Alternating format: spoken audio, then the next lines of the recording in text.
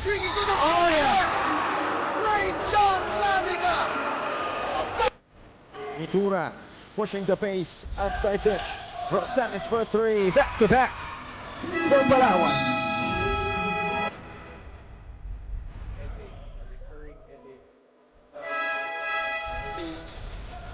Sharma, as we take a look at the last.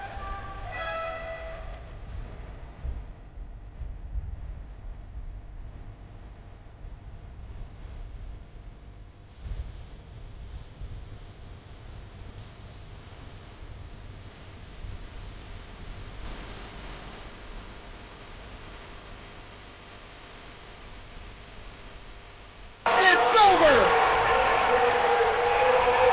Rizal switch fiber books the first slot in the national finals of the 18 and under division. The Palawan Yurich Fielders are officially your South Division and the 18 under champions.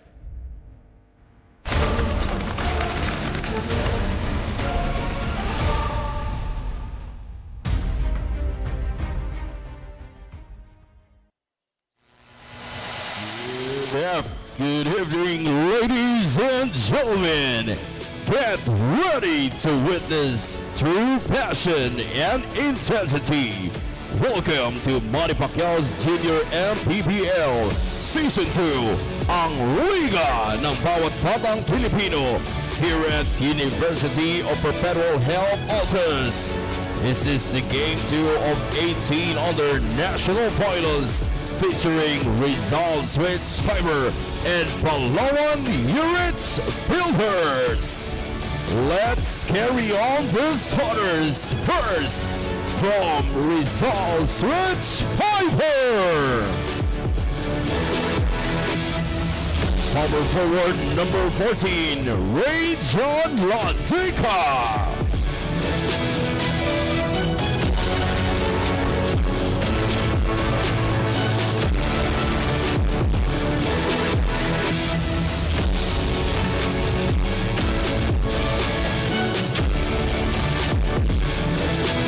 Guard number 22, Chris John T.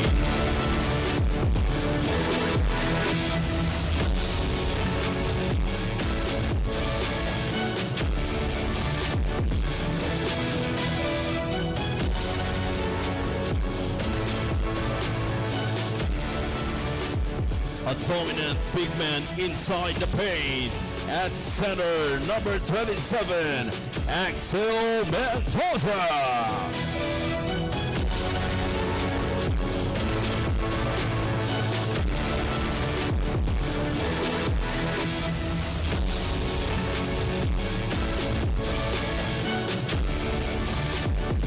To guard number 28, Alonso Austria.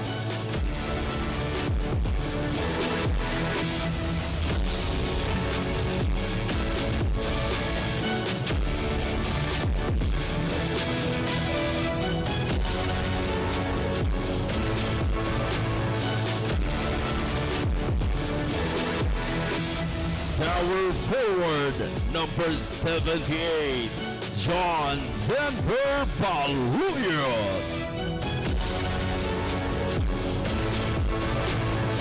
Rizal Switch Fiber is led by their head coach, John Necesito.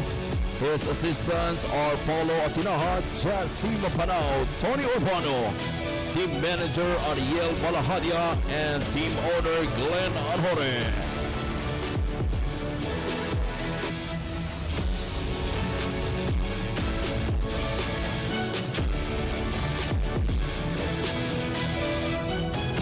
Now let's carry on to starters from Palawan Yurich Builders. One guard, number 2, Kurt Velasquez.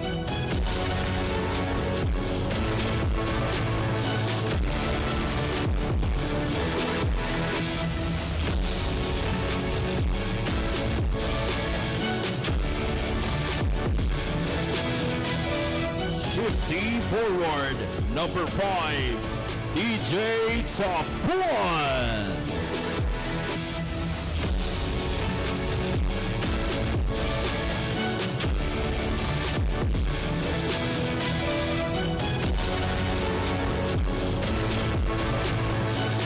small forward number 6, Jim Corpus.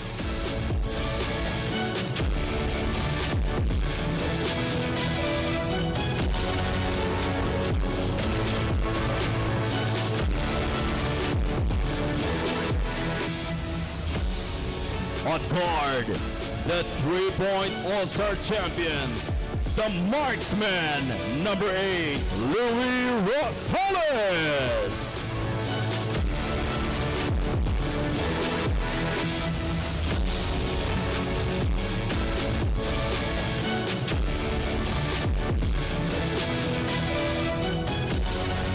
Height is might. Playing center, the tower, number 18, LeBron James time.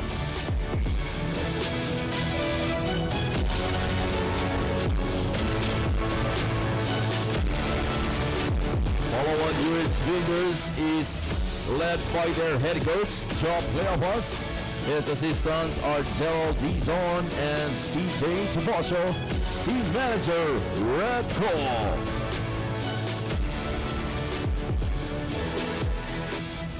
Both teams on the center court for the sportsmanship handshake.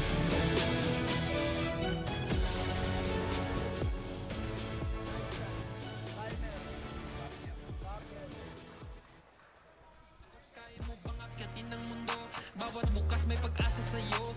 Ito ang tulay ng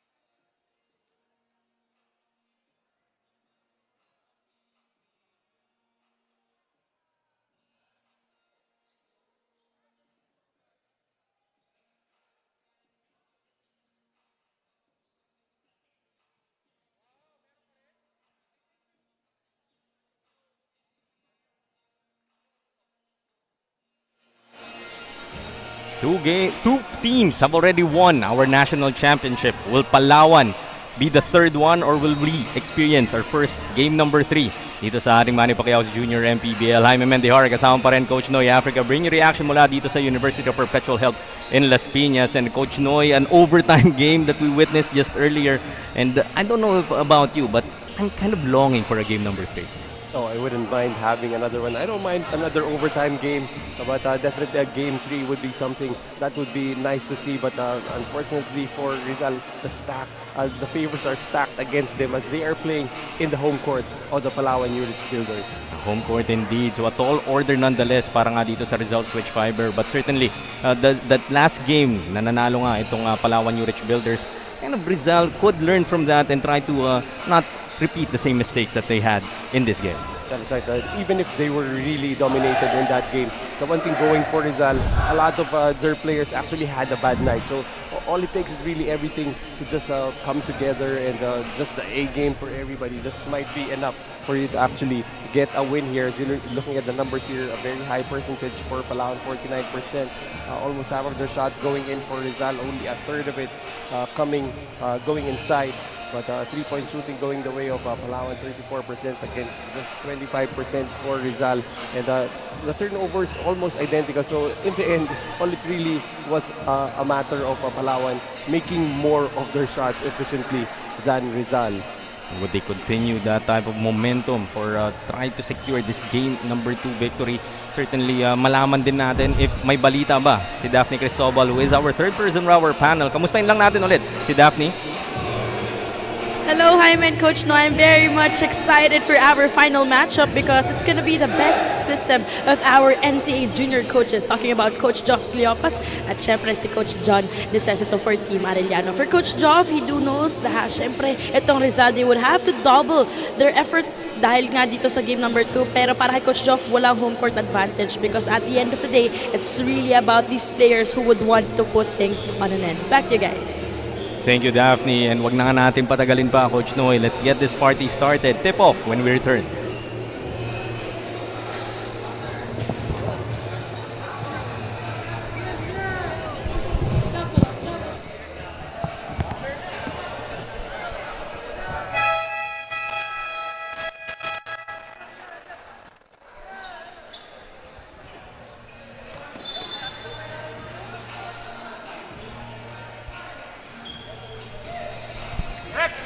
As we're about to tip off for this 18 under National Finals Championship matchup between the Palawan Yurich Builders and the Rizal Switch Fiber. Look at our Doray team starters. Para sa Palawan, we have Velasquez, Rosales, Corpus, Tabuan, and Dae. Para naman sa Switch Fiber, it's D, Austria, Baluyot, Ladica, and Mendoza to round out their 5 for what just might be the last game para sa ating season number 2 of Manny Pacquiao's Junior MPBL.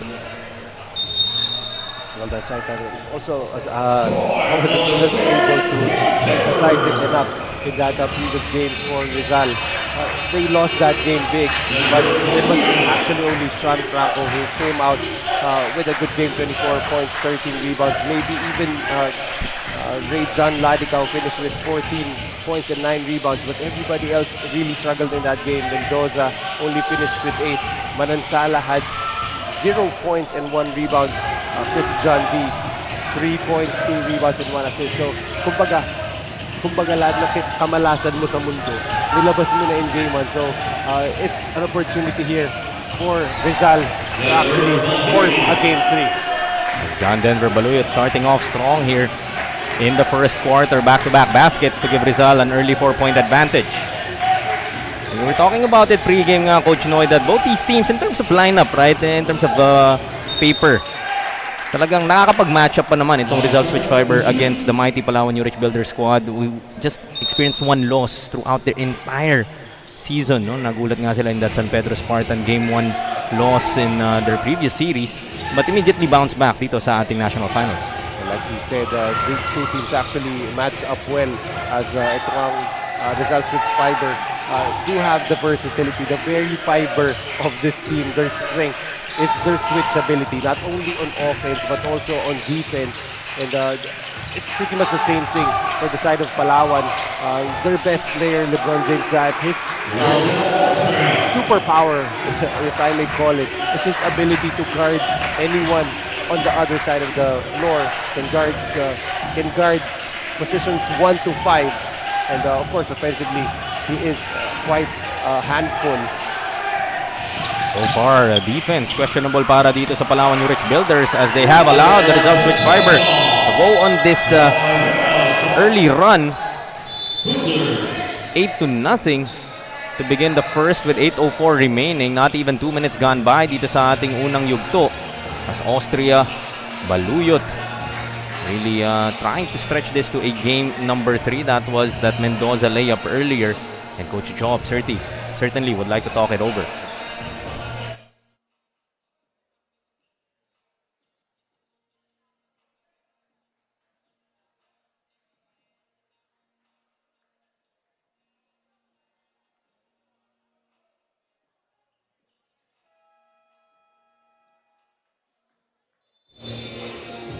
Although this is a slow run para sa koponan ng Palawan Yurich Builders, but in this exact location, this is a witness where everything happens. As per head coach Joff Cleopas ng team Palawan, nabanggit niya sa akin na most of their lifestyle, most of their time, dito talaga yon sa gymnasium ng Perpetual. Dito nangyayari yung training, yung dugot pawis na kailangan nilang isakripisyo to just get to where they are as of the moment. They've been joining in numerous tournaments in different leagues, pero one thing's for sure, they will not go home empty-handed after this game. Thank you guys. Maraming salamat ulit, Daphne, for that report, and certainly Coach Job, yun nga, nabanggit mo na kanina that home court advantage para dito sa Palawan Yurich Builders, the core of their team, of course, built from that university, Perpetual. Altas team of Coach Jop as well, and yung familiarity certainly might play a part dito sa larong ito. And also for most, if not all of the players, everybody had to contend with traffic. They didn't.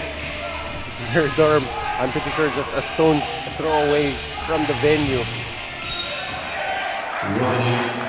It's still struggling para dito sa Palawan Yurich Builders. The turnover called against Corpus. And I don't think this is the start that Palawan envisioned everything to be. I mean, you're playing in your home court. You didn't have to think about travel time. And I'm pretty sure they got the best rest here. But it's Rizal now ahead 8-0. Go on the fast break. Tabuan na met by Ladika and Baluyot. Pili ka na lang who will be committing that personal. Actually, I just noticed that it's quite interesting because usually Rajan Ladika comes off the bench for Rizal, and I think in a game as big as this one, there's really no need to try to pull your punches, so to speak, as Palawan continues to be scoreless. Best 5 na kaagad, no, Coach Noy? Well, they still do have a lot of weapons coming off the bench. Sean Franco came off the bench in game 1, finished with 24. Nice pass from Ladika to Mendoza, but tapped away. They will keep it on the baseline, still 17 on their shot clock. This is easily one of the best building blocks of any team here. That Ladika-Mendoza partnership started in the 16 and under division, now playing in the 18 under. Combination nila, deadly talaga. As finally, Palawan Yurich Builders, courtesy of Louis Rosales, getting their first 2 of this contest. And again, if you're Rizal, you want to create some kind of separation before Palawan actually settles into this game. Still a 6-point lead.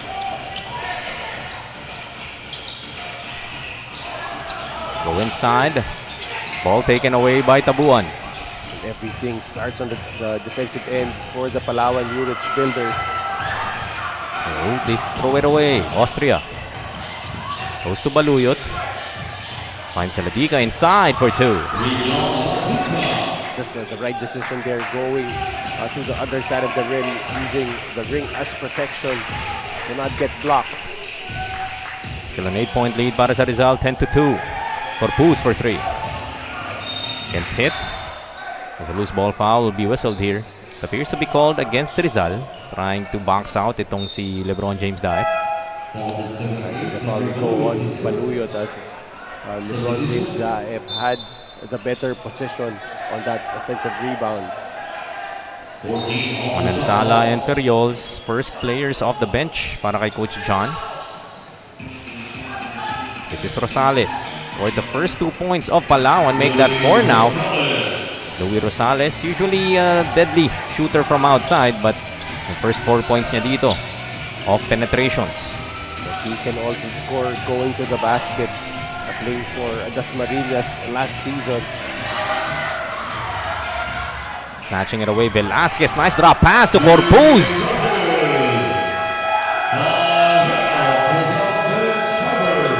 Rizal switch fiber. Sila naman ang tatawag ng kanilang Nature Spring timeout halfway through our first. Still up by 3. 9-6 as we take another look at that attack from Louis Rosales earlier. Giving them 4 points. And that timely pass. Velasquez to Corpus to cut the lead down to 3.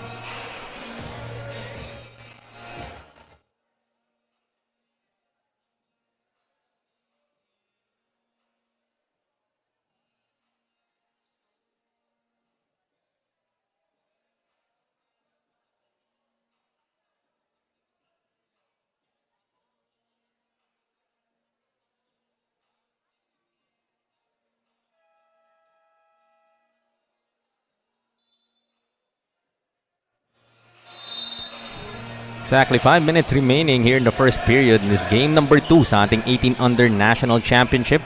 Battle between the Palawan Yurich Builders and the Rizal Switch Fiber. This is a great start para dito sa Rizal Switch Fiber, trying to extend it to a game number 3. They're doing it on both ends of the basketball. It's Manansala high off the glass, won't work.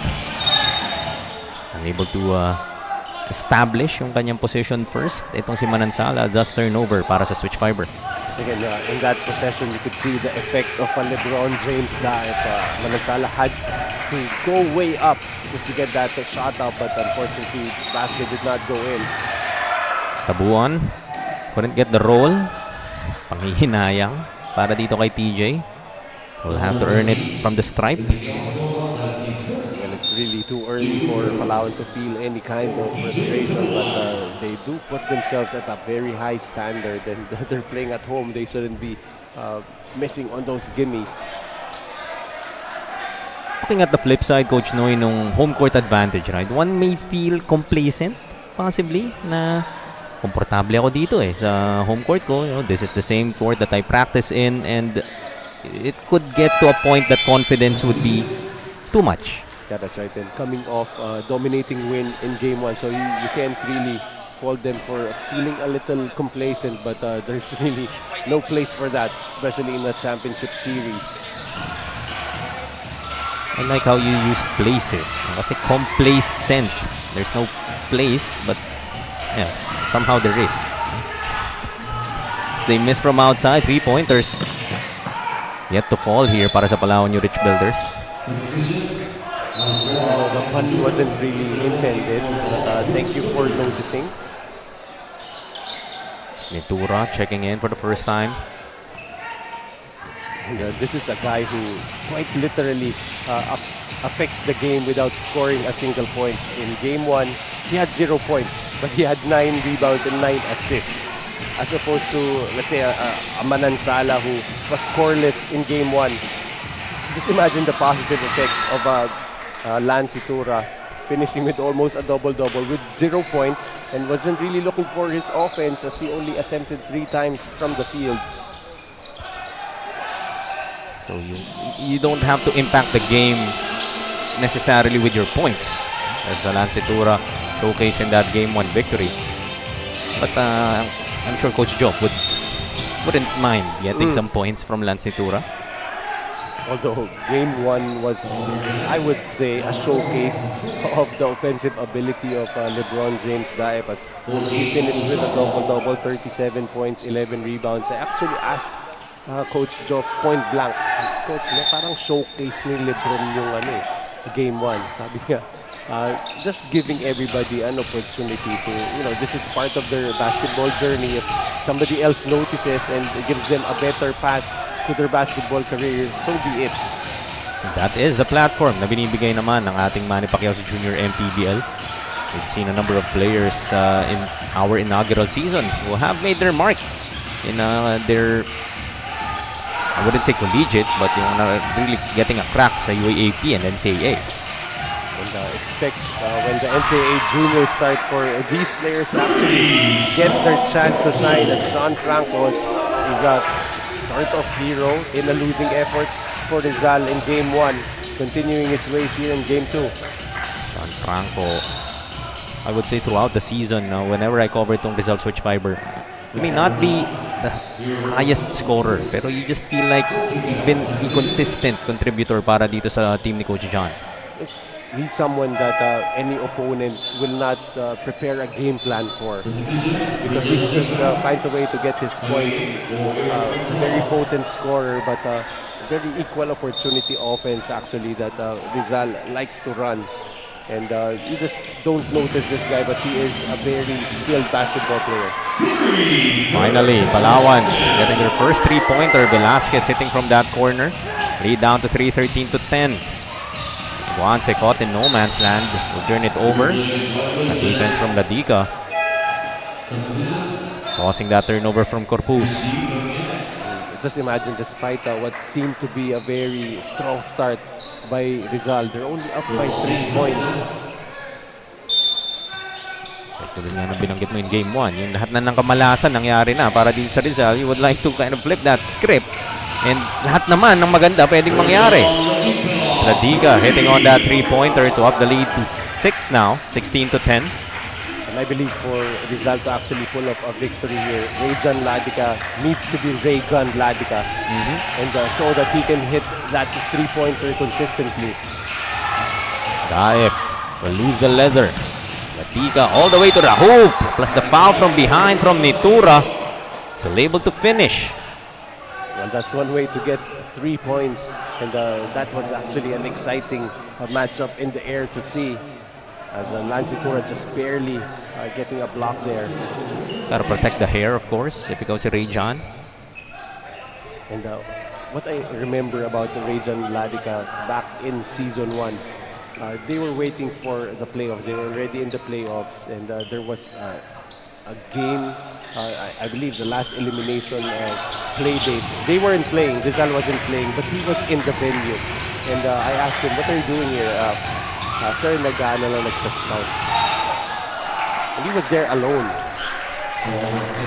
I think I remember that. Sa Amoranto mo yata siya nakita, if I'm not mistaken. But when you shared that story to me, it does tell you that he is a cut above the rest in terms of yung mindset na nagpe-prepare siya even for the next opponent. Then he is preparing on his own. You know, out of his own accord, he decides to voluntarily just go to the venue and watch the next opponent and try to scout on his own. There's Rizal on your screens. Trying to will his team to a game number 3. They're up by 8, 18 to 10. Rosales. So no go on the 3-pointer. Look at him hustle for that rebound, but it will stay with Palawan. And what's also nice about the game of Rizal Ladica, he's playing the same way like he was playing in the 16 and other division. He's playing the same position. He's playing in the same role, really just being a defensive menace and an excellent finisher on the open court. 3 won't fall for Corpus. Daep secures another opportunity. Velasquez once more to the paint. Short on the layup. Usually Chris Velasquez looks to set up his teammates first, but I'm looking to be aggressive here early. Baluyot recovers the basketball. Gets it out to the corner. Too strong para kay Ladica. 46 seconds remaining. Corpus. Actually, just realized that although this could be the home court of the Palawan Yurich Builders, remember in season 1, we used to play a lot of games here. So some of the players here for Rizal very familiar also with the venue. Short that time was Rizal. Leads it at 6. About a 3-second shot clock, game clock difference. It's Rosales. That was Corpus rather blowing that layup. Good hold for the last shot. Franco up fake. Able to elude the defense of Borja. Just a very physical finisher inside. Borja subukan bumawi. Will get a foul against Baluyot.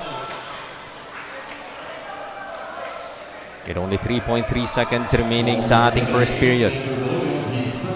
But I just also realized for both teams, if you look at players like Baluyot, Sison, Ladica, Axel Mendoza, from afar, with their back turned, include Manansala, they look like the same player. On the side of Palawan, ganun din. Si Corpus, si Tabuan, Rosales. They all look alike whenever, you know, they're facing away from you, and without you looking at those numbers, you wouldn't be able to realize which is which. I think I catched yung part na yung pinag-uusapan niyo ni Cho, that you were also not intending to make a mistake, pero yun nga eh, hindi ko rin kayo masisi because I caught myself a number of times getting confused as to who is who. Pascual would be missing on that heave as Rizal building on an early 6-point advantage, 20 to 14 at the end of the first period against the Palawan Yurich Builders. And look at some highlights dito sa ating first 10 minutes of action. Rosales and Corpus trying to lead the way para dito sa Palawan Yurich Builders, but it is the Rizal switch fiber behind the offense of Sean Franco, Rejan Ladica that has allowed them to build on the 6-point lead, 20 to 14 at the end of the first.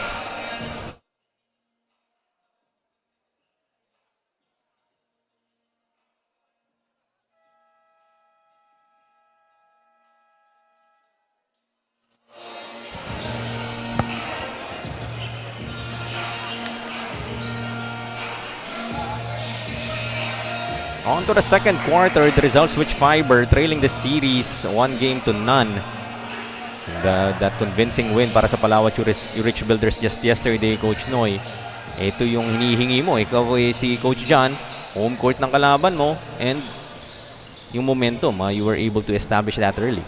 Yeah, that's right. And it's really just a matter now of trying to keep that momentum and just do anything and everything to try and contain the Palawan Yurich Builders. Make them, at the very least, doubt themselves, as they seem pretty sure with the way they just dismantled Rizal switch fiber in Game 1. They immediately go to LeBron James Daep.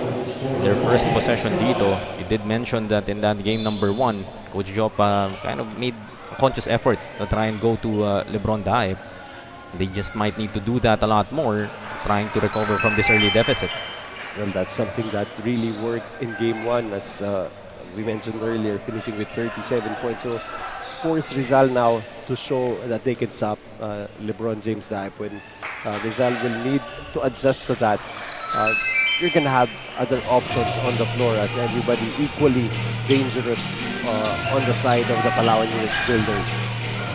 All alone inside. Late recovery there para kay Daep as Mendoza scores his 4th point of the contest. You can just see the athleticism on the side of LeBron James Daep. I didn't think he had a shot at actually making that stop, but barely Axel Mendoza escaped that one. Look at him tracking down his own miss. Kasi patapusin mo muna ako eh. Ikaw naman yung pinag-uusapan namin eh. Just showing athleticism baka mo. Lead sila at 4 though. Manansala.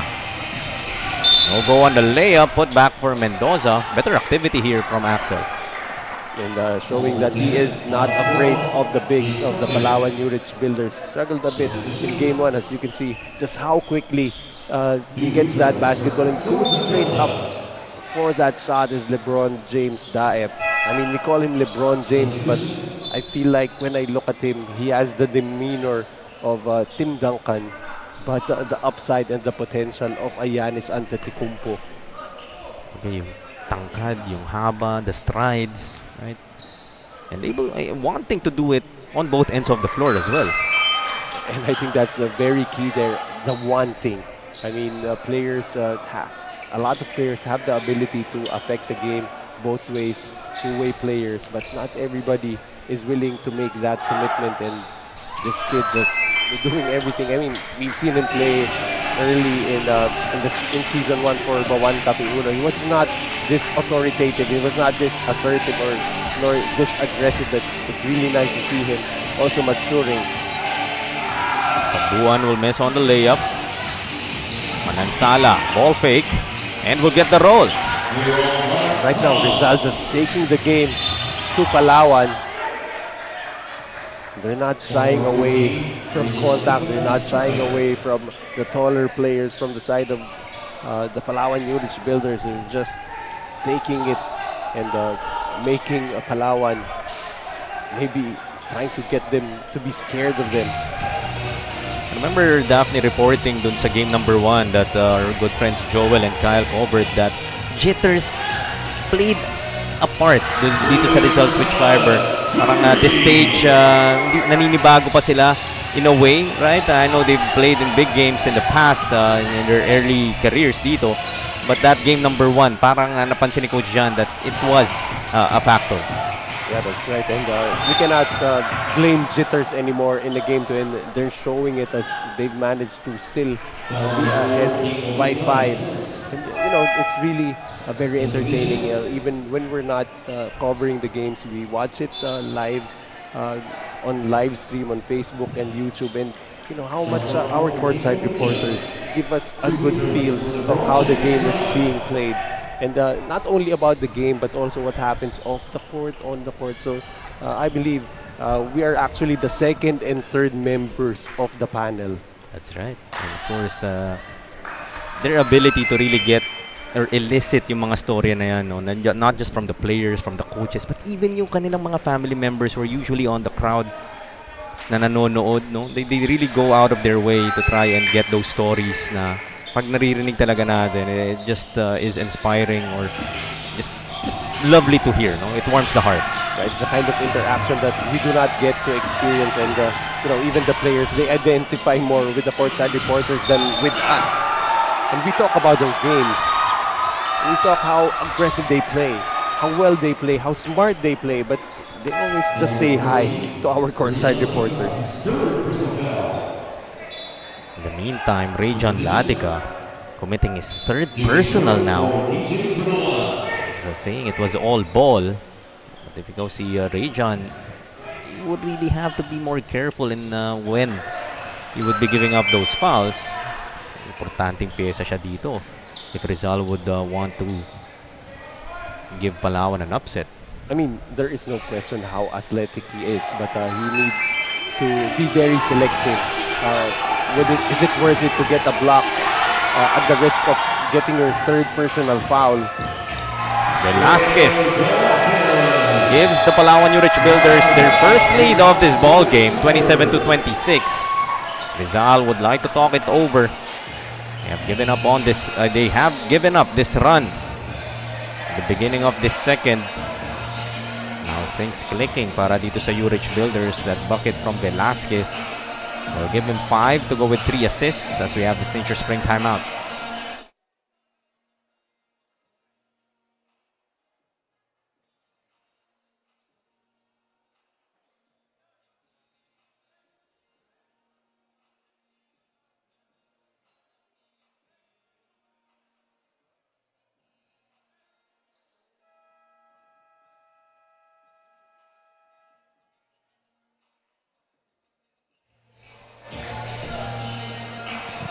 Still 7:22 to play with dito sa ating first half of action.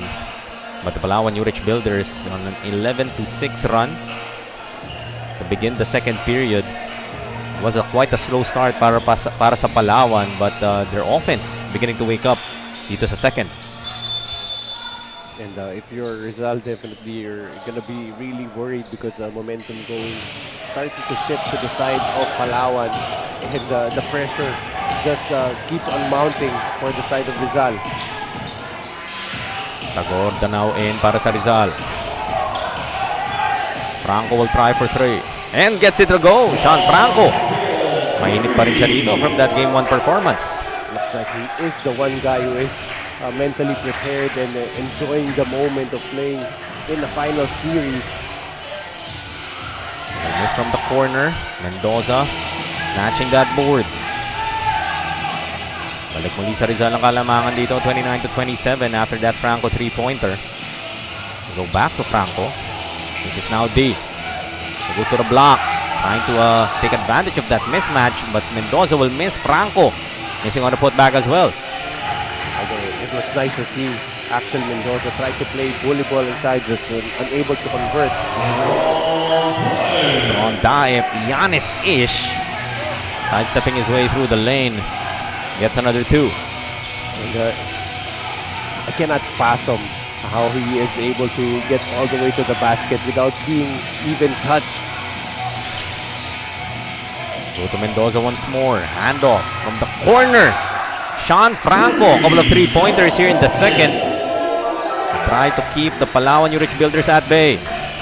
Well, I've seen him shoot consistently in the early part of the season, but I didn't think he could string those shots together from the perimeter. Ooh, it's a sorry miss. Bouncing out of that rim para kay TJ Tabuan. D. Using the pick from Franco. Franco against Tabuan. Hit a couple of 3-pointers. Trying to escape the defense of TJ. Just 5 to shoot. Straight away 3. Christian D. That won't fall. Warrant for taking a foul. Taib. To an open Velasquez for 3. Overshoots. Tabuan. Now. That miss from Corpus. As it will go back Rizal's way. Couple of empty possessions para dito sa Palawan Yurich Builders. So far for Palawan, it has been a struggle from the 3-point area. Only 2 out of 11. While for the side of Rizal, they're shooting 4 out of 7 now. Sala missing on that pull-up. Daep make that rebound number 7.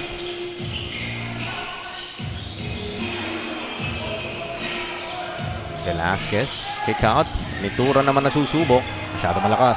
Still scoreless in the finals is Lance Nitura. 3-pointers not yet falling para dito sa Palawan in a consistent manner that we're normally accustomed to, I would say. Yeah, One of their main weapons. But they're only down by 3 though. So no real problem there. Almost tapped, but still finding a way. Couldn't convert though, was Tagorda. Probably better served just kicking that ball out as he had 3 defenders in front of him. Trying to look inside for a high-low play, but Borja, as tall as Lebron Daep is, still too high was that pass. Yeah, probably should have waited for LeBron James Daep to be in better position before making that pass. Approaching the 4-minute mark dito sa ating second. Full court pressure being applied here by the Palawan Yurich Builders. Franco to Austria, or taking that handoff. Off on that 3 ball. Will definitely deserve that heat check that time for Franco. Swing the ball to Velasquez. A bit too deep. Looking for a foul, none would be given. Nitura though gives them another chance. High in the sky play. Corpus, di naman pinaya. The Corpus showing the hops on that finish. I thought that was a little too high for him. Thought so too, pero parang kinita lang sa taas ni Jim Corpus. Still off is Christian D. Still continuing to struggle, only finished with 3 points in game 1, but here he's scoreless, but already with 4 assists. We had a brief chat with him earlier kasi sila yung nag-warm up dito sa harap natin. And we were just asking him kung may game 3 pa ba. And with all confidence, without batting an eyelash, it's John D. Right on cue. Really love it when we start talking about a certain player and they score at the very next play. Lead up to 3, 34-31. Borja. Nice find to Corpus. Great execution there para sa Yurich Builders. That has been a constant for the Palawan Yurich Builders. The execution. And that's exactly what Coach Jock Cleopas demands from them. Austria, though, will answer with his own version of a 3. During the warm-ups, we were watching them actually warm up from this side of the court. And that seemed to be a familiar sight for us. Franco picking the pocket of Borja. And will be uncontested for a layup. Lead back up to 6, 39-33 with 2:05 remaining.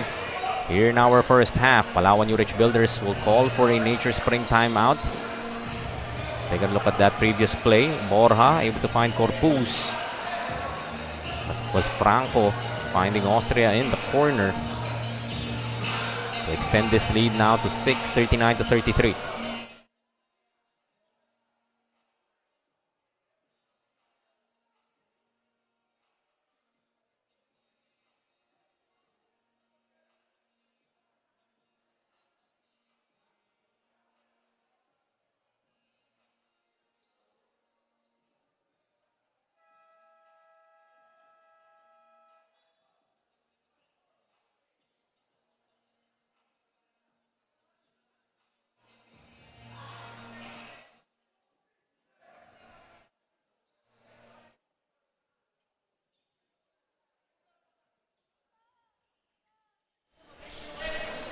Babalik tayo sa University of Perpetual Help in Las Piñas for game number 2 of this 18-under matchup between the Palawan Yurich Builders and the Rizal Switch Fiber for our Manny Pacquiao's Junior MPBL National Championship. So far, Rizal will be putting it into the Palawan Yurich Builders. Trying to make a case for a rubber match, game number 3. Borja finds Corpus once again. That time showing the patience in execution as Borja patiently waited for that backdoor cut by Corpus. Cuts the lead down to just 4 points. This is John Day against Borja. Kick out. Baluyot is open for this 3. But shot is off. Right now for Palawan, anyone not named Sean Franco, you can afford to not challenge from the perimeter. Candido kicks it out to Borja, showing us the handles, and draws the foul against, I believe, Pascual. Actually, for Rizal, that's what you want to see. Force Borja to put the ball on the floor, but unfortunately, they're not able to draw the charge. Yun yung gusto mo, no? The big man that will put that ball on the floor, have an opportunity to maybe come up with a steal, or like you said, set up for that charge, which Pascual tried to. It's a bit late on establishing position. I mean, if it's LeBron James Daep putting the ball on the floor, that's not what you want to see. But Borja not really known for his ball handling skills. Business decision ka na lang, no? Kung sa LeBron James Daep yun. Borja knocks down the second. Actually also had a good game. In game 1, finished with 12 points to go with 5 rebounds. Pascual getting a 3 para sa Rizal. In the 3-pointer number 6. 50% shooting from beyond the arc para sa Switch Fiber. And for Pascual, after feeling the brunt of that drive coming from Borja, binawi niya on the other end with a 3. Corpuz will be fouled. Bit frustrated after that attempt. Aurita will be called for his second personal. And it's nice actually for these players to still be exchanging handshakes with all the physicality going on the floor. I believe they're very familiar with each other and will be even more familiar when they start their NCAA juniors wars sometime next year.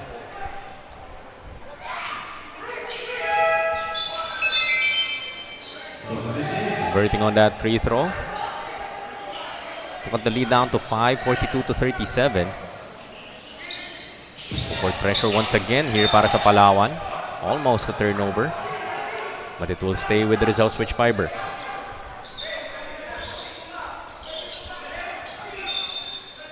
Only 48.4 seconds remaining dito sa ating second period. Palawan with still 2 fouls to give. Get it inside to D.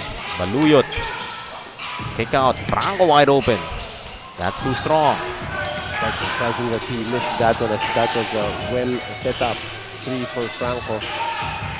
Corpuz unable to hit from the corner. Able to keep it alive was Rosales. And this time, siya naman ang susubok sa linya. We'll take a breather. Only 31 seconds remaining dito sa ating second. As there's paper on the floor.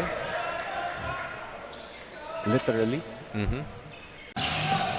12 out of 18 so far from the free throw line. Itong Palawan Yurich Builders. Chris John Day against Tabuan. Pulls up for 3. Now won't fall. Ventura looking ahead. Finds TJ Tabuan for the finish.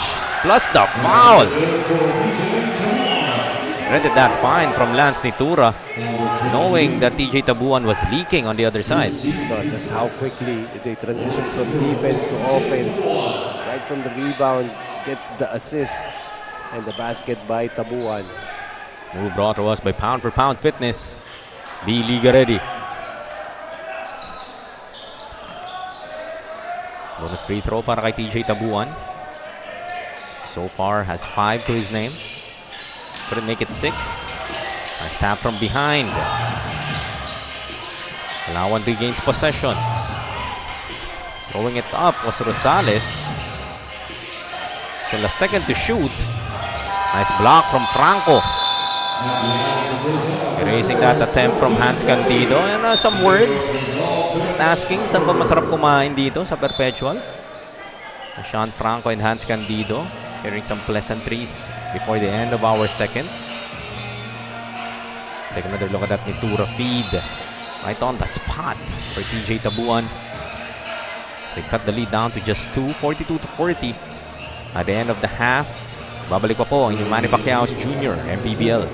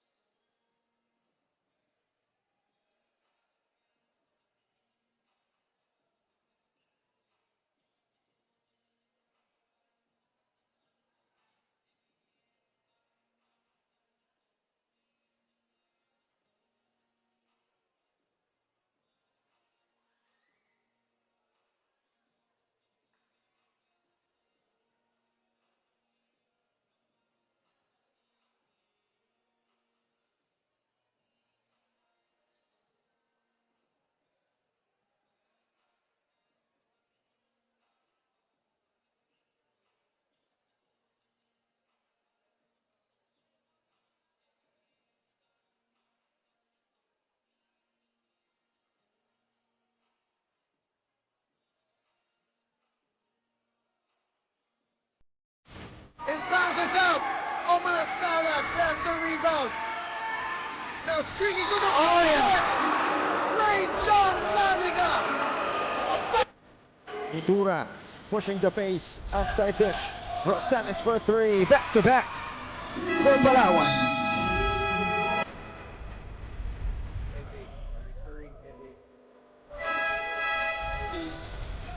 Sharma has been taken a bit out. Now ask.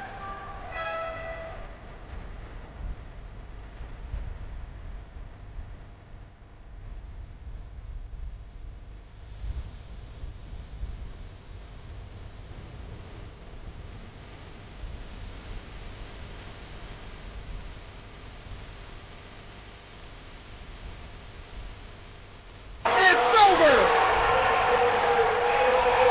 Rizal switch fiber books the first slot in the national finals of the 18 and under division.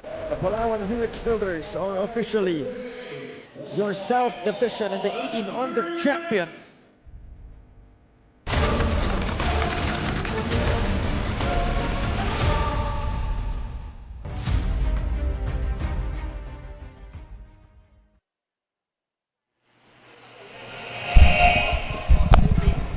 At the half, it's 42-40. The Rizal switch fiber holding on to this 2-point advantage against the Palawan Yurich Builders. Some highlights here in our first 20 minutes of action. It was a great start para sa Rizal switch fiber, winning that first quarter 20-14. But the Palawan Yurich Builders, their offense began to wake up in the beginning of that second. Kept it close, took the lead momentarily, but the Rizal switch fiber able to regain their bearings and take this 2-point lead heading to the second half. Rizal switch fiber for all of the good play that we're seeing from them on the court. It's still actually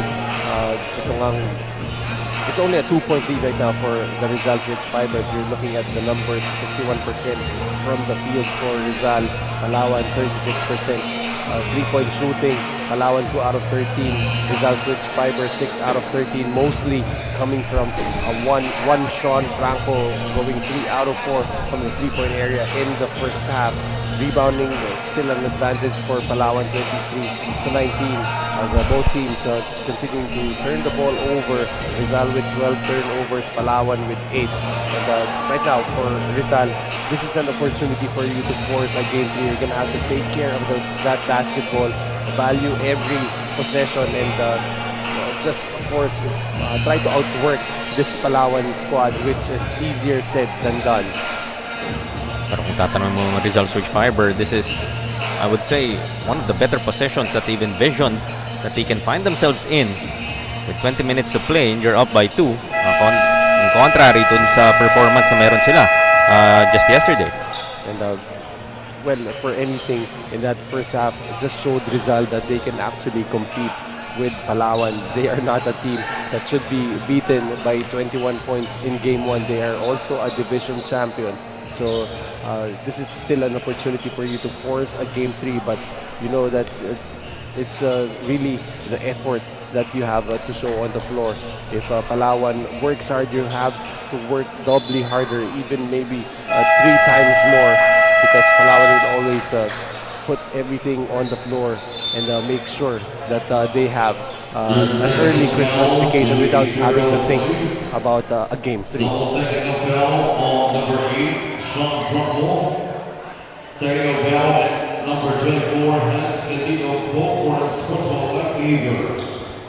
Okay, so the review at the end of that second quarter between the conversation that we were pointing out nga between Sean Franco and Hans Candido will merit them a couple of technicals, one each.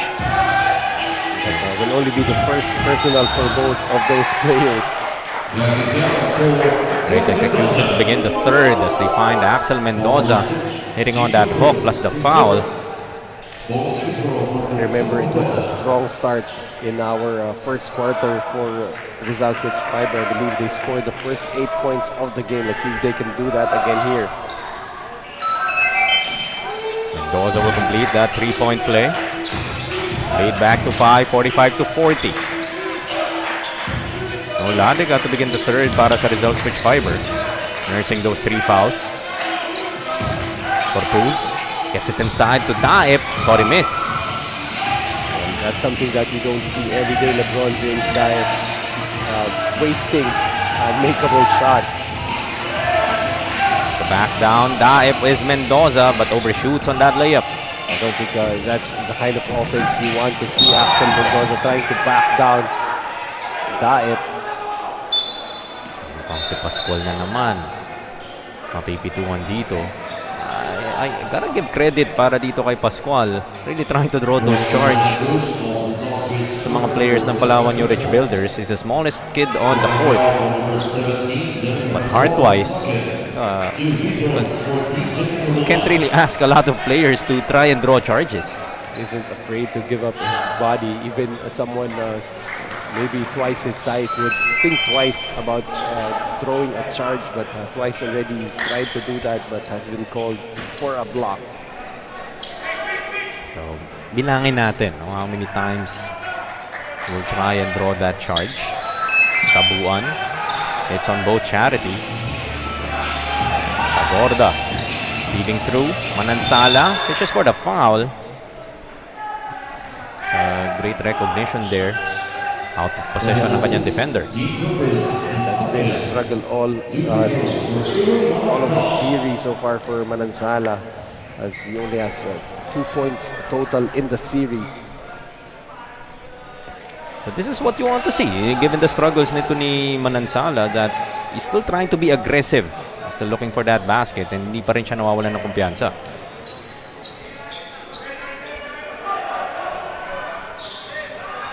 Out of 2 though in that trip.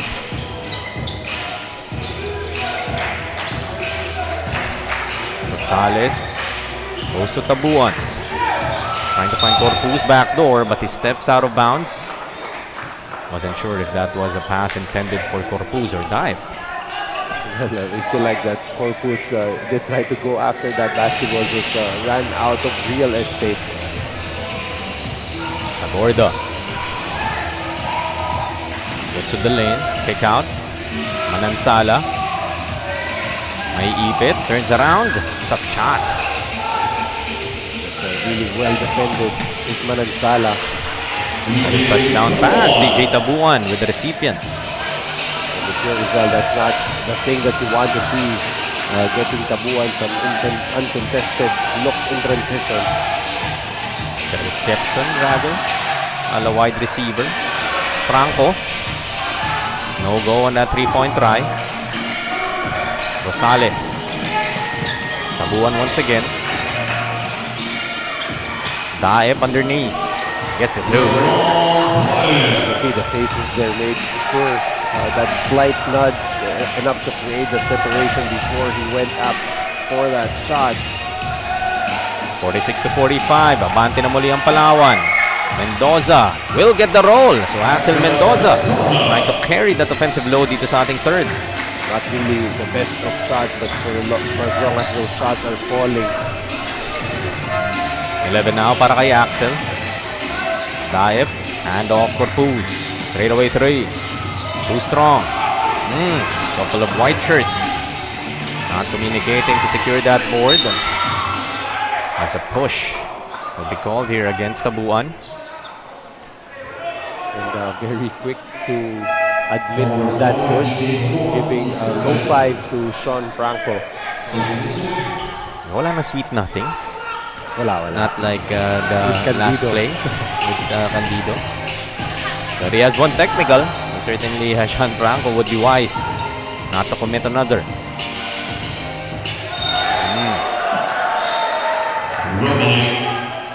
I get he was trying to dance, but made that extra step. Yeah, but Tabuan was an unwilling partner. He just stayed in front, waiting for him to attack. A willing partner though is Daphne Cristobal. Let's go to her for a report, Daph. The trio Franco, Dia, and Ladica are standouts of Mindanao who eyes to bring their dreams into reality here in Manila. Yes, there are lots of stories who needed to leave home just for basketball, but for Di, andon yung pag-amin niya na actually pagod na daw siya. But with that fatigue, he knows this is something to endure because unlike in Camiguin, yung basketball dito sa Manila, or actually basketball sa Camiguin is just all about fun and leisure, but here in Manila, especially in this game, basketball means business. that ball, he is willing to die for. I mean, Coach Noy. Another excellent story captured there by our Daphne Cristobal, and the number of players nga missing home, really making that sacrifice to establish a basketball career and their education, of course, dito sa Maynila. And Rejan Ladiga, no stranger to that challenge.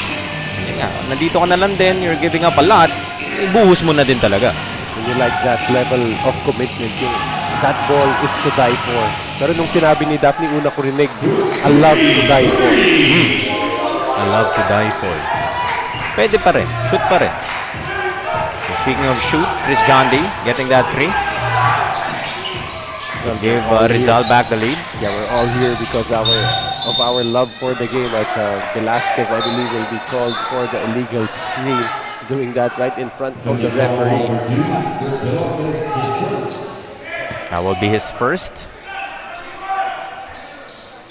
5:37 remaining dito sa ating third period. It's a 1-point ball game. Much closer contest that we're seeing here compared to that game 1 yesterday. Yun naman ang gusto mo if ikaw ang Rizal. Just try and give yourself a shot. Manansala. Spin cycle. Couldn't get it to fall. So maalat pa rin dito sa Aaron. Corpus going to attack. Lost his step. Trying to get it to Tabuan, but instead will turn it over. TJ will be called for a foul, and that will mean free throws para kay King Aurita. So you commit a turnover as a team on one end, and then you give up a foul at half court, and you're already in the penalty, so you give up 2 free throws.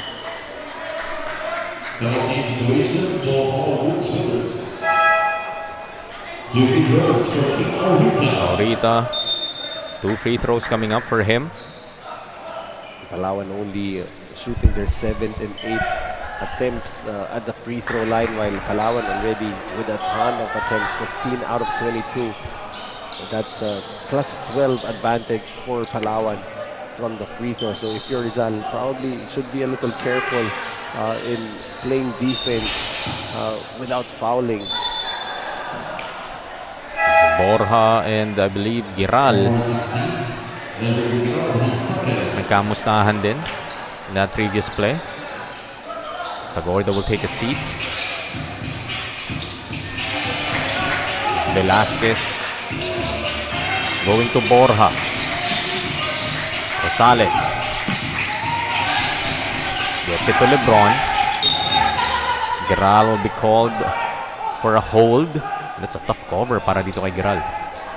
And that's exactly why they were looking for Daep on the post-up, and Daep right after catching that ball just quickly spun, forcing Giral to have to move his feet. Inbounding from the baseline. Alley-oop, but intercepted by Axel Mendoza. Pascual ahead of the pack. Couldn't finish. Oh! Axel Mendoza with a putback slammer. I don't think anyone was expecting that from Axel Mendoza. And I didn't know I still had enough voice to scream. A well-deserved scream for that move as Franco. As Manansala still can buy a basket here. It's really just been a struggle for him, but he is still trying to continue to work for his team. And finally, Jeremy Pascual drawing the charge. Kanina niya pa hinahanap yan, and finally able to send it to our officials. It took a third try for him to finally get that one. As you see there, the miss by Pascual out of nowhere with a 2-hand flush. Axel Mendoza, about less than a year ago, hindi pa malinis yung mga follow slams here. And right now you can see just the development of the game of Axel Mendoza. Rizal has this 3-point lead. They go to Mendoza once again. Turn around, a bit off, looking for that foul. Okay, that definitely was not a good shot for Axel Mendoza. Need to be a little more patient. You can't just get that ball, turn and just fire. Especially since it's Daep guarding you. Borja. Looking for Daep. Pass a bit too high once again. Manansala comes up with it. He goes to Franco for an open three. Knocks it down. Sean Franco. 16 now for Sean. 4 threes for Sean Franco. I didn't expect him to be the one getting hot from the outside. Axel Mendoza will be caught committing that foul off the basketball.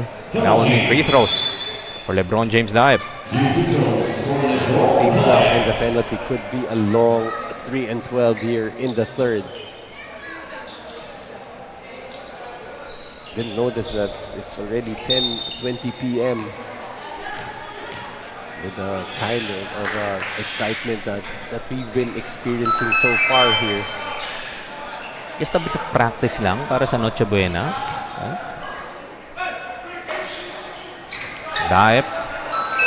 It's 2 out of 2. Lead at 4, 55-51 para sa Rizal pa rin with 3 and 12 remaining here in the third. So free throws still being a friend para dito sa Palawan Yurich Builders. Coach No, you did point out how much free throws they've already converted dito sa contest na to. 17 out of 24 after that basket by LeBron James Daep. Daep ahead of the pack. Get the pump and the finish. It is John D. It would have been smarter na either pabayaan mo na lang or maybe not allow him to get that layup. And I think he was trying to make sure that there will be no highlight. He probably should have been better off just giving up that dunk to Daep, but also giving him an opportunity for a three-point play, which he completes. 5 straight para kay LeBron Daep. As a result, Switch Fiber will call for a Nature Spring timeout. Now up by just 1, 55-54. Still 2 and 59 left dito sa ating third.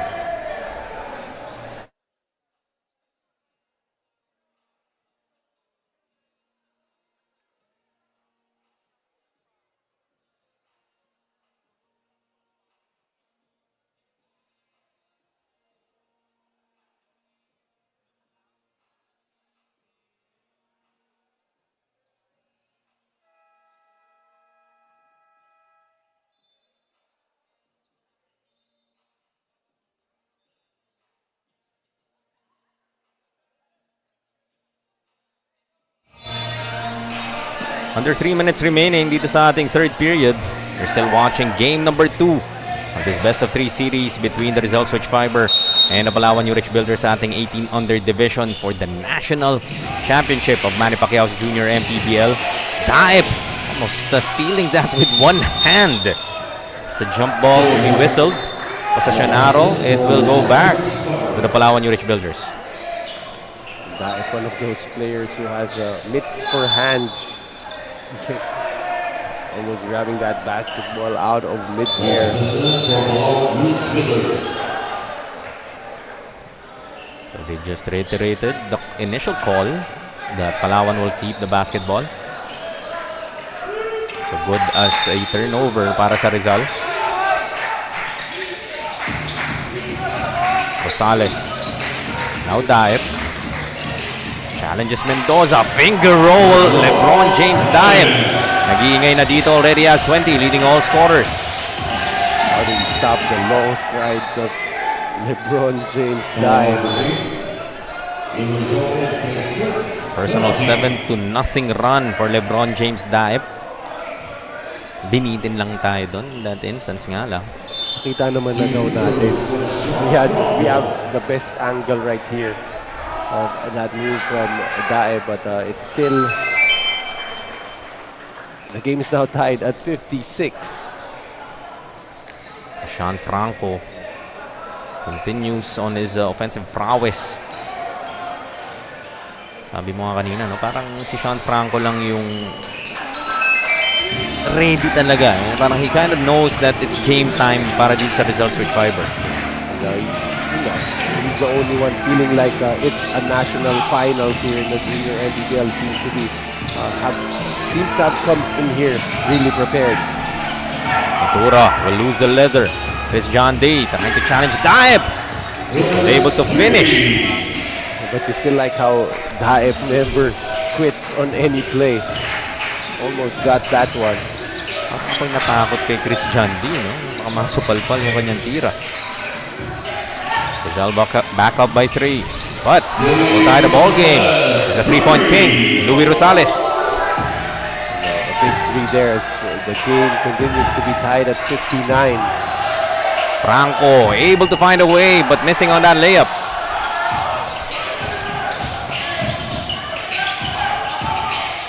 Daep goes to Rosales, left wide open. And you don't do that against Louis Rosales. Not really the guy you want to miss out on the rotation.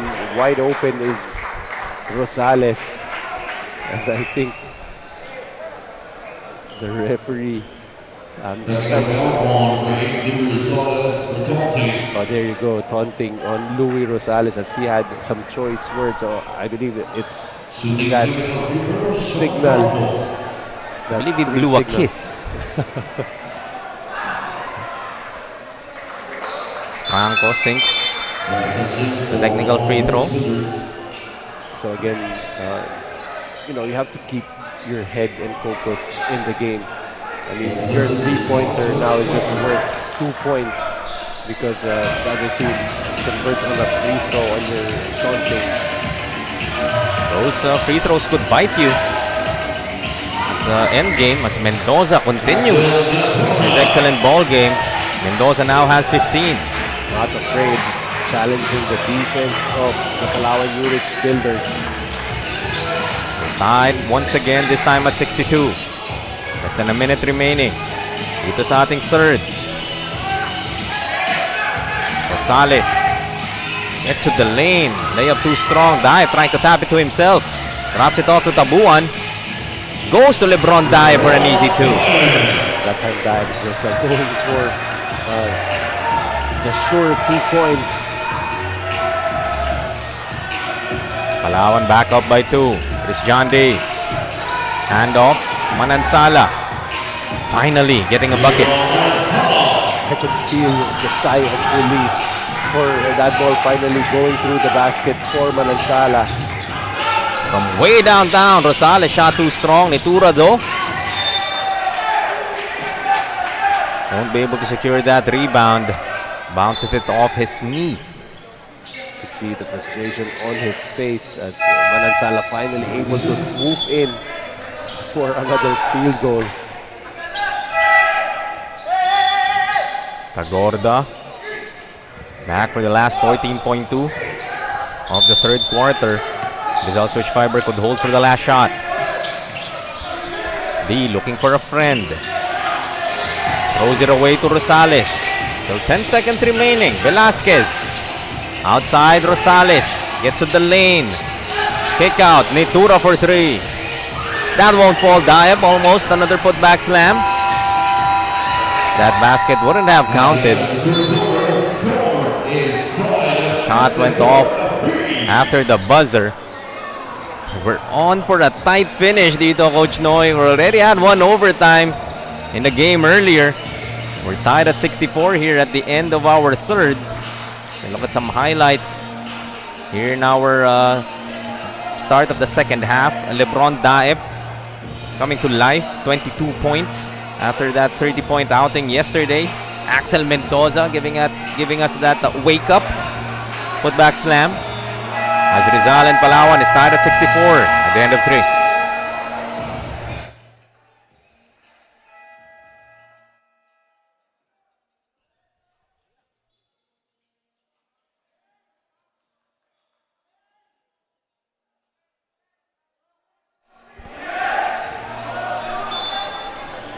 On the last 10 minutes of action of possibly our season number 2 of Manny Pacquiao's Junior MPBL, ang liga ng bawat batang Pilipino, but certainly the Rizal Switch Fiber would like to give us one more game para sa ating 18 under national championship. It'll be the only game in the nationals to actually reach a game 3 as two teams have already swept past their opponents. Ladiga back for the first time dito sa ating second half. A bit cold off the bench, missing on that 3-point attempt. It's actually interesting that Palawan actually outscored Rizal 24-22 in that third quarter, when in fact they actually committed 7 turnovers, the most that they've had so far, against just 3 by Rizal in that third quarter. Both teams now with a total of 15 each. Daep outside to Nitura. Still couldn't get that 3 to fall. Rebound battle. It will go back to Rizal. And still scoreless in the finals is Lance Nitura. But his value to his team, as you can see, he's probably going to be in the last few minutes also trying to close out this game. Ladica once again. Checked by Rosales, and he steals the ball away from Rejan. Ladica will commit that foul, try and stop the break of Palawan, but that will be 4 now on Rejan. The maturity will come for Rejan Ladica. I mean, you turn the ball over, but you don't have to try and get that ball right away. Trust that your teammates will help you make the stop. Just get back on defense. And, you know, he sat out pretty much the whole third quarter. And for what? To just pick up his 4th foul in the first minute of the 4th. Too strong on that 3 was Rosales. Baluyot. I haven't mentioned John Denver in quite a while. Scored the first 4 points of this contest. Go inside, Tagorda. Faking out LeBron Daep. And get the 2. He was actually surprised to get that ball inside the paint. Nagulat ako dun sa reaction niya after. Nakita niya si LeBron James Daep. Ay, kaya. Kaya indeed. Made this move and finished inside. And comes up with a steal on the other end. Aurita. Make that 4-0. Run para sa Rizal Switch Fiber. To take the lead back 68-64. For the nth time, someone from the Rizal Switch Fiber continuing to attack the defense of LeBron James Daep. Tabuan. Backing down Ladica. No go in that instance. Rejan. This time he penetrates and gets a 2. That's what we want to see from Rejan Ladico. Once he gets settled in to a ball game and plays with a little more control, he's very effective and a very dangerous offensive player. Lead back to 6, 70-64. Tabuan underneath. Will be fouled by Tagorda. Well, if you're gonna foul, make sure you don't give up a 3-point opportunity. Although that will be the second team foul now for Rizal Switch Fiber here in the 4th. Make this free throw number 26 and 27 para sa Palawan. Tabuan short on the first. TJ Tabuan so far 9 points to go with 4 rebounds and a couple of assists.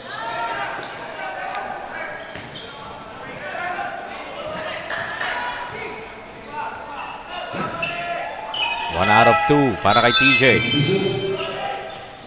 Still a 5-point advantage for Rizal, and it's going to come down to which team will be able to take care of the basketball, as both teams are really trying to put pressure as Rosales is down on the floor. D from the corner gets another one. It's John D. 3-point shooting coming alive in game number 2. Very much needed 3 from D, who struggled in game 1, looking to bounce back here in game 2. 7:09 remaining. Rizal now up by 8. We have another Nature Spring timeout.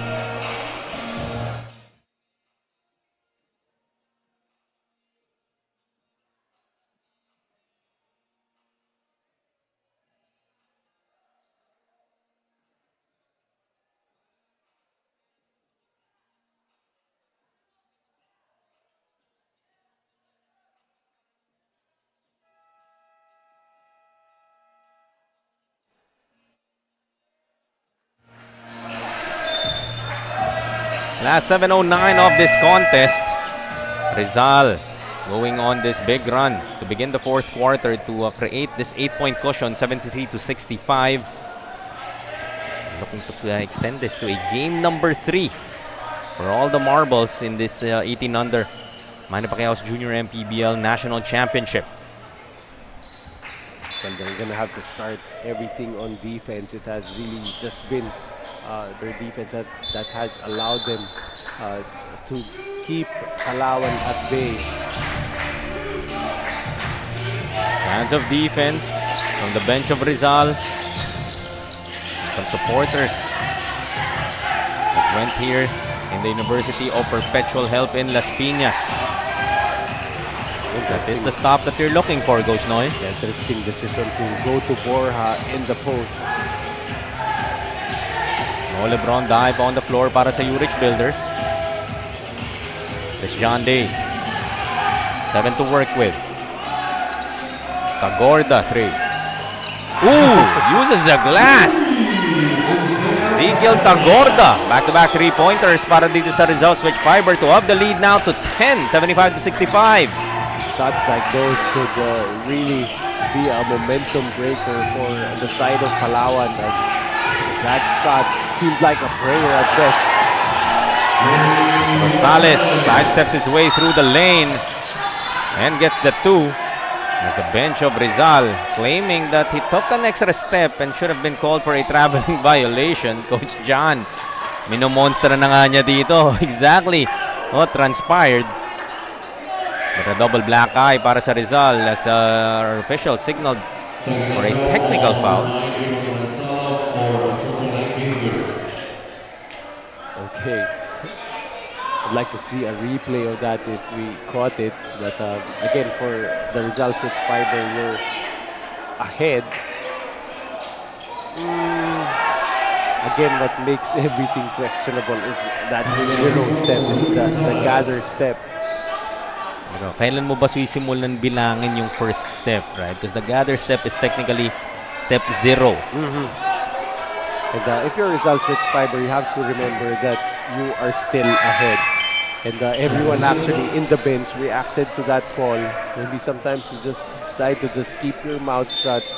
I mean, it's okay if your head coach is the one getting called, but you don't want to put your team in a position where you're going to be called for a bench technical for improper bench recording.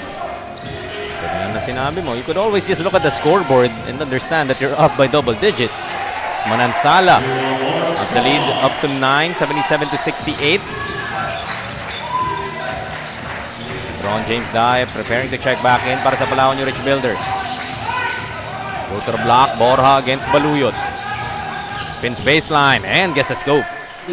Well, even if Palawan scored, if you're Rizal, you're okay with that. That is really an option that you might not be able to stop. But then again, that wastes a lot of clock for the side of Palawan before they got the score. Ladiga. Aurita from outside. That's off. Tagorda trying to save it, but saves it to the wrong jersey in Borja. Rosales to the lane once again. No question in that instance. It was a clean 2 steps. Yeah, most definitely. And those are the kinds of points that we do not want to give up to Palawan. Attacking in transition, getting points from their early offense as we see Baluyot down on the floor. Finishing with the left as well was Louis Rosales. Rosales so far 19 now. Try and support the scoring ng Palawan, which is led by LeBron James Dye, who already has 22. Well, again, that's really what Rosales is on the floor for. Para dito sa Palawan, he is a lone scorer. Even when we are covering him playing for Dasmariñas, I believe that's also one of the reasons why this Palawan team was built, because the University of Perpetual Help and the Yurich Builders owner wanted them to play all together in one team. That's why we're seeing them now intact and compact here with the Palawan Yurich Builders. Watak-watak pa sila, no, in season number 1. They're staring at this 7-point deficit. Get it inside to Rosales, missing on the reverse. Great execution. Everybody expecting the handoff to Velasquez, but Borja found Rosales just unable to convert. Baluyot against Daep. Trying to make a move. Naipit na si John Denver doon, but still able to find a way. Well, I still think that was a bad shot, but for as long as he connects. Three-pointer from Velasquez will rattle out. Rizal switch fiber. Only 4 minutes away from extending this to a game number 3. Baluyot dribbles it off his foot. Velasquez picks it up. Rosales will get the bounce. Rosales knows exactly what his role is with the Palawan Yurich builders. Whenever they get the basketball, he's off to the races and really made a living converting in transition. Rizal sila by 7. Franco looking for a friend. Gets it to Ladica. Ladica penetrates, challenges the defense of Borja, blocked. Corpus goes to Rosales. He will try for 3 and gets it to go. Louis Rosales with 22 big points. Lead is down to 4, 81-77. With 3 and 19 left in this game, the Palawan Yurich Builders continuing to knock out the door of the Rizal switch fiber and get this national championship under their belts. Louis Rosales. That 3 could build some momentum, but Rizal calling this Nature Spring timeout to talk it over.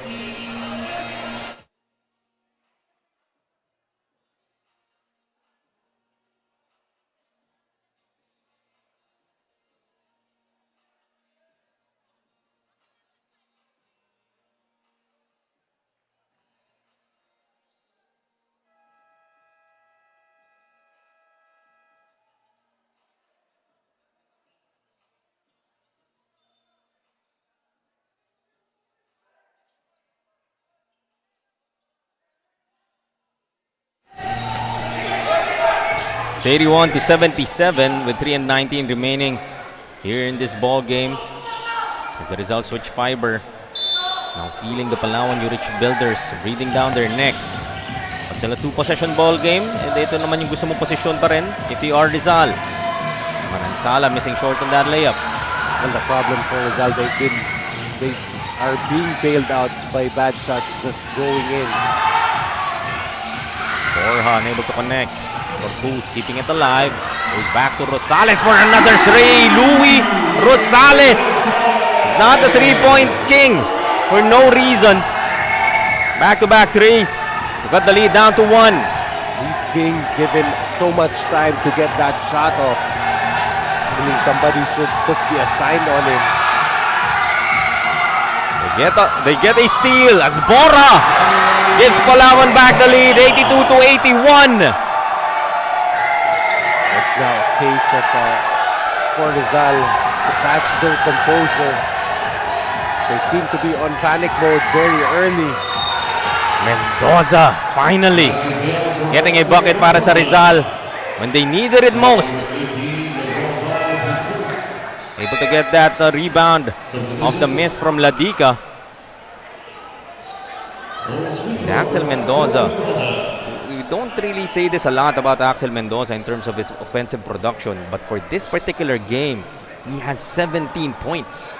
Well, especially since he moved up to the 18 and under division. He was quite dominant in the 16 under. And it's nice to see his game translating also here in the 18 and under division, even on the national final stage. Balik na naman ang kalamangan sa Rizal, 84-82.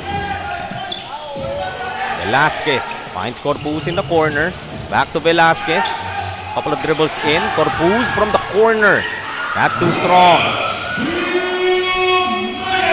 Last 2 minutes. Could it be for the last time dito sa ating season number 2? Brought to us by Extreme, one-stop shop appliances. Do you want it to be? Again, I wouldn't mind. Ladica to the lane. Bothered by the defense of Daep. This is Velasquez. Goes to Borja. Daep handoff. Another three. Rosales unable to hit. Ladiga once more pulls it back.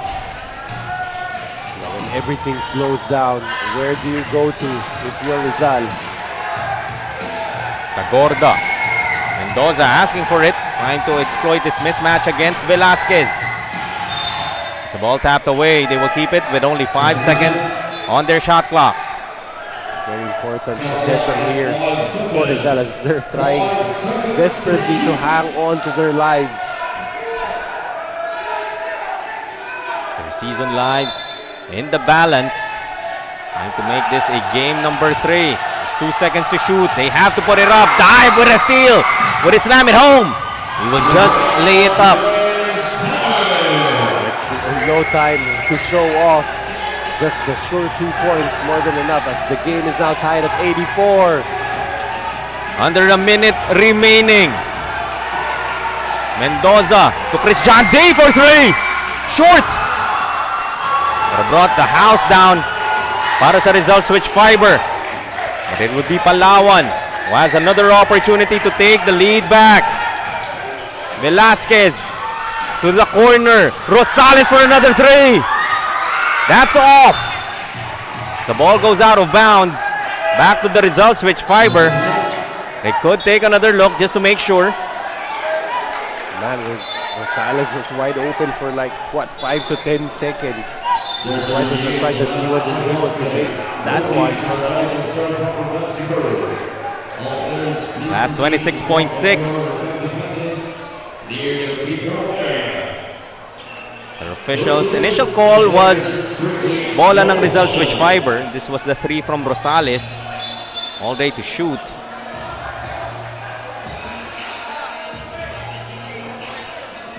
Was unclear on that angle.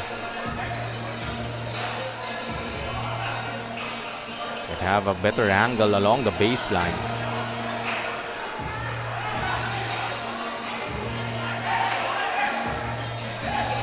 Opposite side. Great effort there from Tagorda trying to bother that shot from Luis Rosales. I think in that angle, it went off the foot of Kurt Velasquez. And the call on the floor is Rizal ball, so that call will stick. So 26.6 seconds remaining. A 2.6 second shot clock and game clock difference. So virtually the last shot. If you decide to, if ikaw ang Rizal. But they throw it to Lebron. Dive! Chris John Day with a turnover. What a costly turnover para sa Rizal. The worst part about it, they actually had a timeout to call. Probably should have just called that timeout. That's heartbreaking. It seemed like it was a pass to LeBron James dive, finishing with the left hand. Nobody was available para kay Chris John Day. Was afraid to be called for a 5-second inbound violation. But unfortunately, LeBron James Daip is just available to get that pass. And making them pay to give Palawan a 2-point advantage, 86-84 with 24.7 seconds left in this ball game. Well, if you're Rizal, I hope trying to preserve that timeout doesn't end up being your demise. But still, a lot of time here. But I think they will be advancing the basketball. So even if they miss or they make, you still have about 10 seconds difference between the game clock and shot clock. The crowd dito sa University of Perpetual helping Las Piñas, chanting defense, trying to egg on the Palawan Yurich Builders to hold on to this 2-point lead and secure the 18 under national championship. Tap from behind from Daep, or did Franco just lose it? Based on the body language of the Rizal's Rich Fiber, that was a turnover. Just really lost control of the basketball. All it takes is just that slight loss of concentration, causing them to lose the basketball. But all is not yet lost. Right now, Rizal with 3 team fouls. They still have a foul to give, so you can go aggressively at the basketball in committing what to be a 4th foul, maybe be able to get enough of the basketball to take that ball back. Not a time to hang your head para dito sa Rizal Switch Fiber. Because the game is not yet over. They still have a shot at this.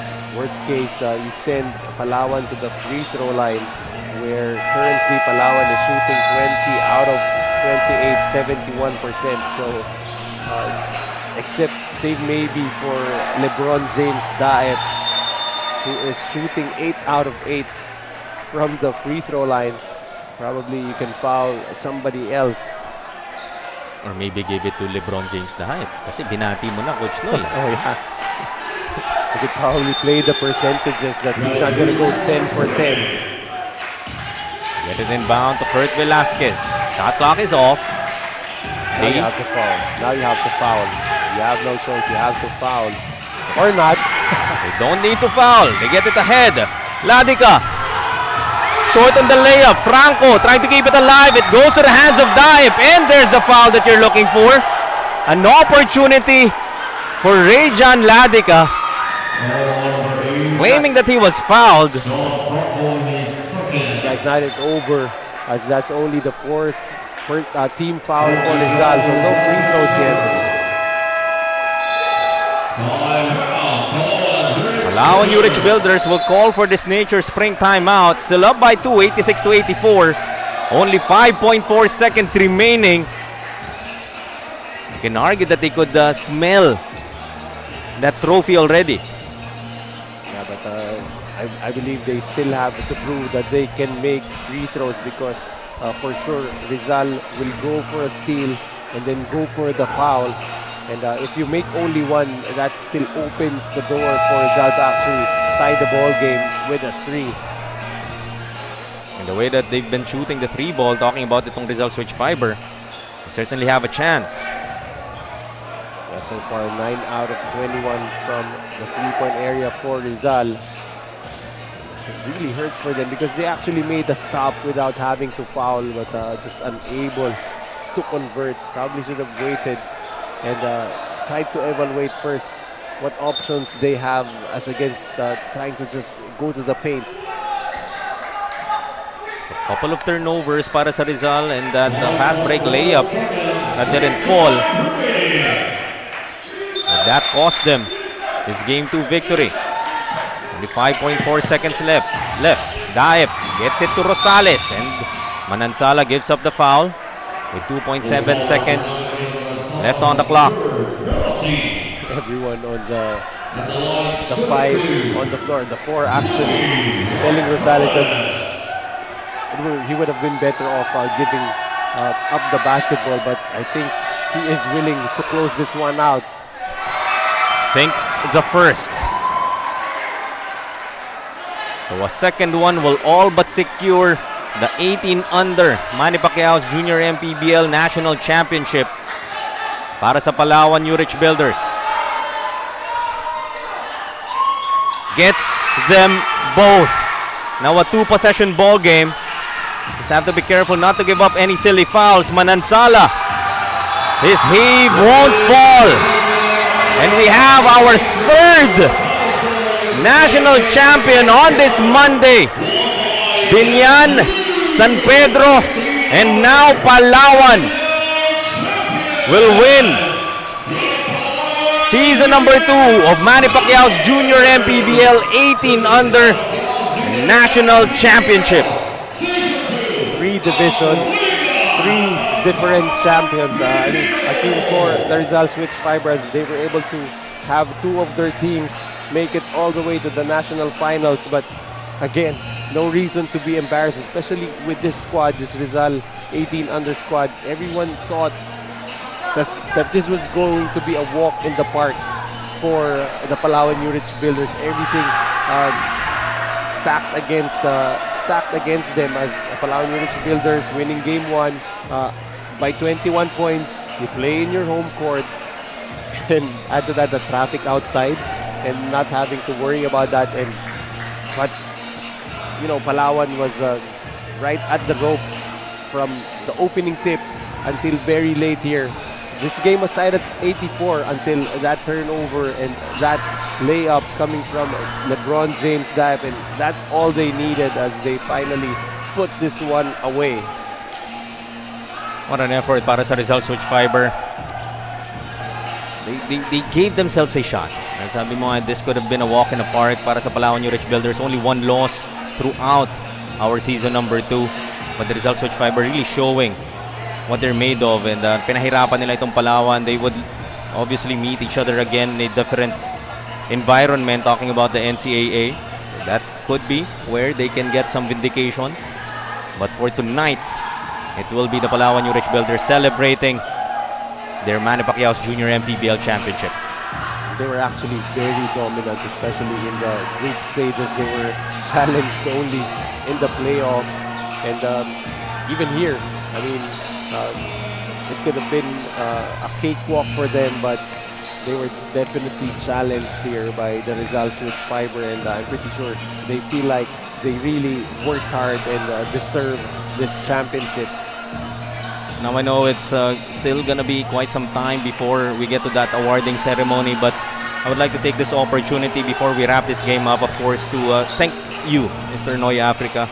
Always a pleasure covering these games with you. Of course, Daphne Cristobal for both covering both the games of our national finals, and for all our courtside reporters for getting us the inspiring stories along the sidelines. Maraming salamat din, of course, to the people who have been tirelessly working to make this league possible. Our production team led by Direk Aldrin Alejo, Direk Jetro, of course, and their entire crew. Our audio and technical teams, the cameramen, floor directors, editors, and operations. People are first in, last out.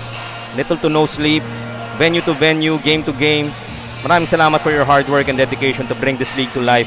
You are the unsung heroes of this league. To my fellow panelists, of course, for sharing your skill and talent.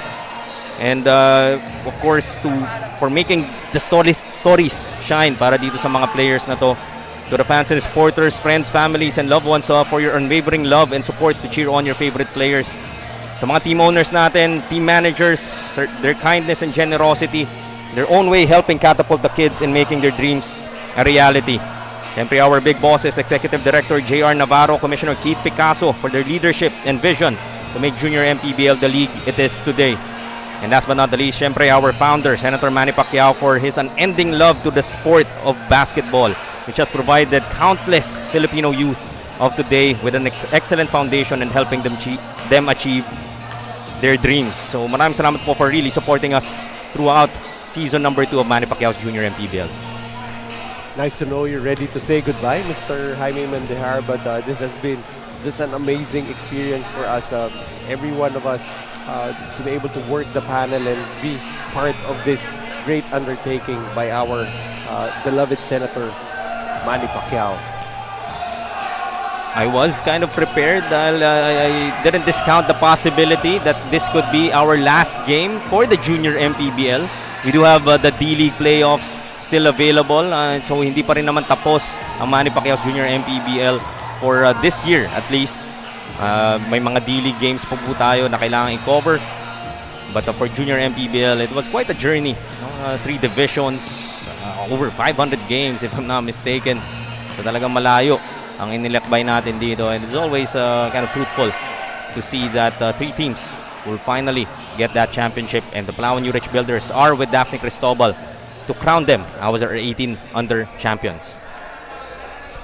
Ladies and gentlemen, our national finals in the 18 under division. Let's give them a round of applause para dito sa Palawan Yurich Builders. And of course, to award our medals and our trophy, kasama po natin ngayon ang ating commissioner here in the Junior MPBL, Commissioner Keith Picasso, as well as our Executive Director, Mr. J.R. Navarro. So right now, they will be awarding itong ating mga champions.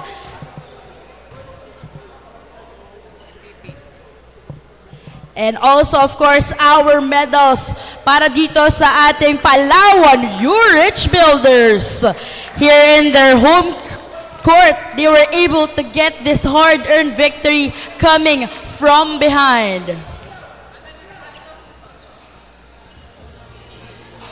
Of course, they're headed by their head coach, Coach Joff Cleopas, and with their assistant coaches, Assistant Coach Gerald Dizon, as well as Assistant Coach CJ Topacio. Once again, let's give them a round of applause for our champions here in the Junior MPBL second season 18 under division, Palawan Yurich Builders.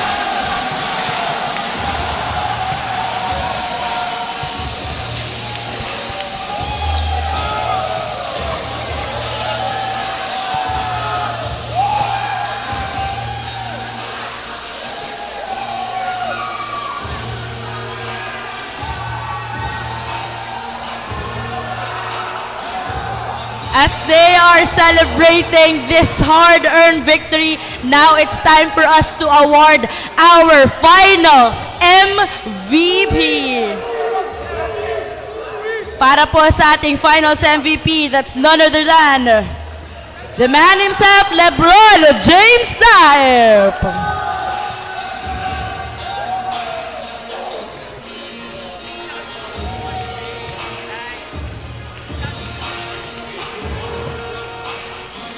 LeBron, first of all, congratulations sa'yo, pati na rin sa Team Palawan. Pag-usapan muna natin na, of course, you guys came from behind. Anong puso at perseverance yung pinakita ninyo para kunin itong panalong to?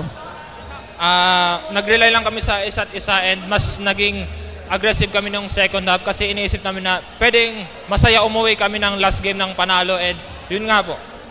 LeBron, in the same venue, dito kayo napapagod, dito talaga kayo nagsasakripisyo. How does it feel na dito nyo rin makukuha itong panalong ito?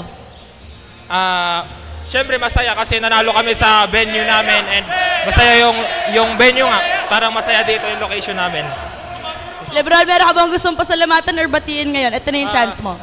First of all, nagpapasalamat ako kay God na tinulungan kami sa journey ng Junior MPBL and sa papa ko na sumusuporta sa akin sa palagi sa Tamayo family and sa Perpetual community kala Boss Red kay Sir Mark and dito po sa mga teammate ko nagpapasalamat ako lalo dito sa lahat and sa coaches namin lalo na kay Coach Job, Coach CJ, Coach Gerald, kay PT Joe, kay Ref J, kay Kuya Jonel and kay papa ko, papa ko ulit and lola ko and sa lola ko na dyan na palagi nakatingin sa akin.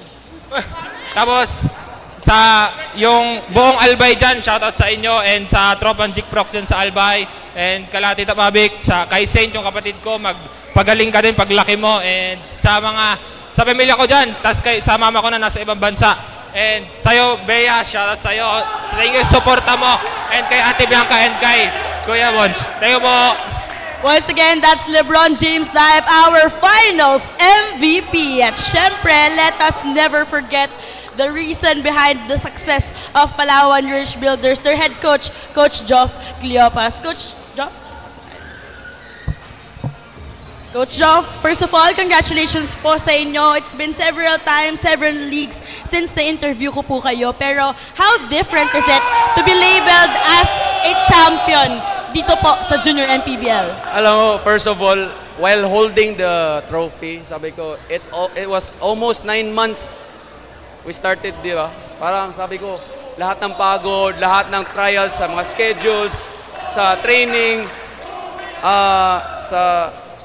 yun nga, nakuha na namin yung panalo. It's so parang overwhelming din at the same time. Kaya ako ngayon, mixed emotions. Di ko alam, ngingiti ba, tatawa. Kasi I am so grateful na nakuha namin to. Coach, in those months kung saan nagkaroon po kayo ng sweet na panalo and just one loss, what can you say about yung memorable experience po dito sa tournament? Sobra. Actually, marami talaga. But this victory today is so memorable. Kasabi ko nga sa lahat na daming kong coaches na kaibigan dito na it's hard to sustain the league because it's 9 months. So, ito yung learning sa amin at the same time sa mga preparation namin sa upcoming leagues na how can we sustain that league na tuloy-tuloy yung mga players without injuries or anything.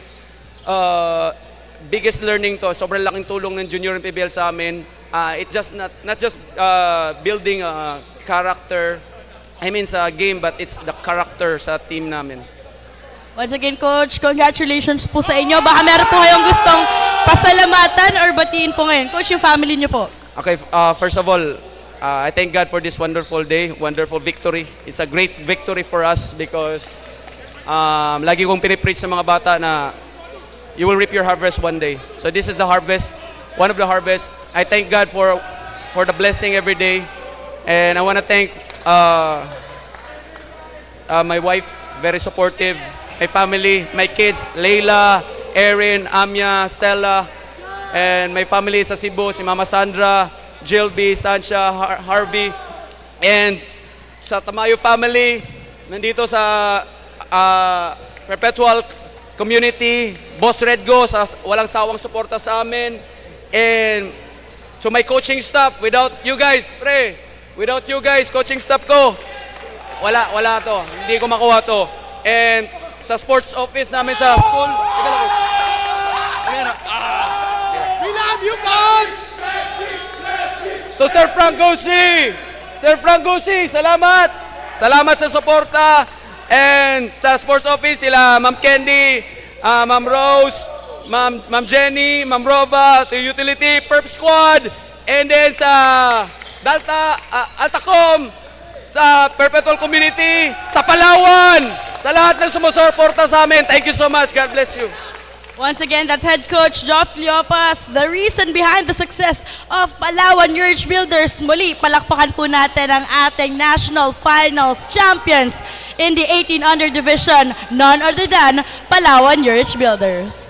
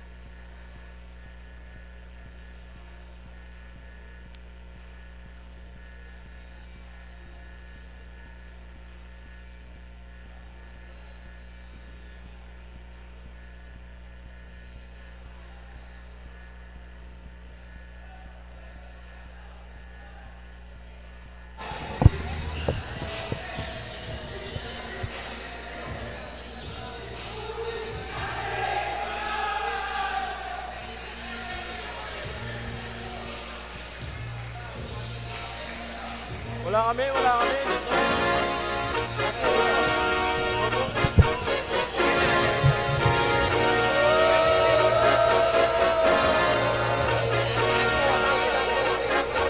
Ligan ng bayan na to,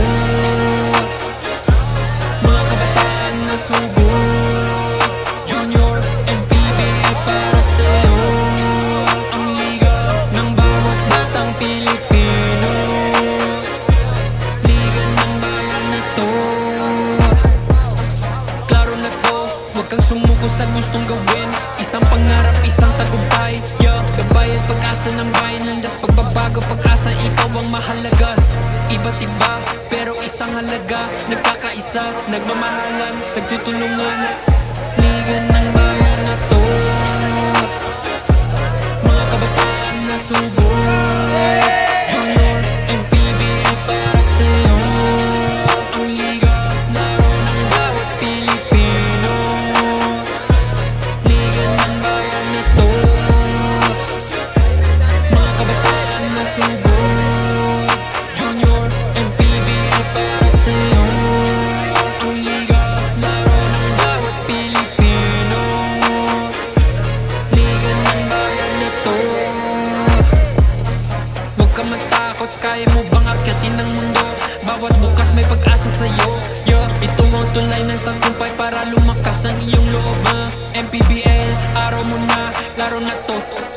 ng bayan na to, mga kabataan na subok, Junior, MPBL para sa'yo. Ang liga, laro ng bawat Pilipino. Liga ng bayan na to, mga kabataan na subok, Junior, MPBL para sa'yo. Ang liga, laro ng bawat Pilipino. Liga ng bayan na to.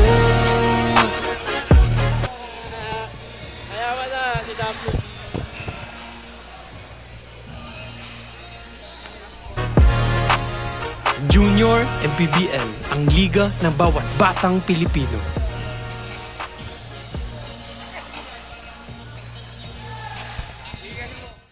Liga ng bayan na to, mga kabataan na sugod, Junior MPBL para sa'yo. Ang liga ng bawat batang Pilipino. Liga ng bayan na to. Klaro na to, huwag kang sumuko sa gustong gawin. Isang pangarap, isang tagumpay, yeah. Gabay at pag-asa ng bayan, landas pagbabago, pag-asa, ikaw ang mahalaga. Iba't iba, pero isang halaga. Nagkakaisa, nagmamahalan, nagtutulungan. Liga ng bayan na to,